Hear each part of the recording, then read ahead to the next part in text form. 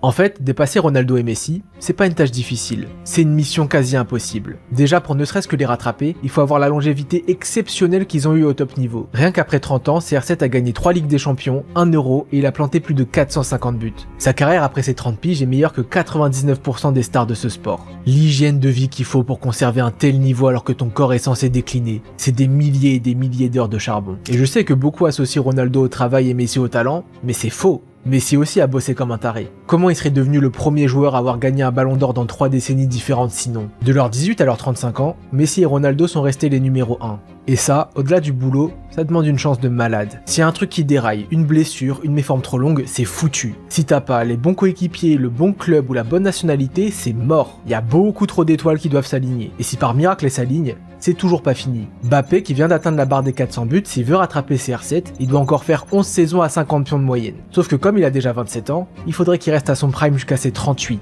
Et le pire, c'est que Ronaldo continue de grimper. Il vise les 1000 buts et il va sûrement finir par y arriver. Je vous l'annonce, Mbappé le rattrapera jamais. Vous devez sûrement vous dire que c'est parce qu'il est déjà trop vieux et qu'il a pas ses stats avant. Dans ce cas, prenons un jeune de 18 ans, le plus grand talent de sa génération, Lamine Yamal. Si pendant les 20 prochaines années, Yamal fait 50 buts et passes D par saison, chose qu'il n'a jamais réussi pour l'instant, ça lui fera plus de 1000 contributions décisives. Soit loin, mais alors très loin de Messi et ses 1300. Et j'ai pas donné 50 gestes décisifs au hasard, non. 50 gestes décisifs, c'est la saison Ballon d'Or d'Ousmane Dembélé. 20 saisons niveau Ballon d'Or, ça suffit pas pour rattraper les deux GOAT. Avoir eu un joueur de leur calibre, c'est extraordinaire. Mais avoir vu les deux en même temps, c'est du surnaturel. Et ça, c'est la raison ultime qui fait que c'est impossible de dépasser Ronaldo et Messi, la rivalité.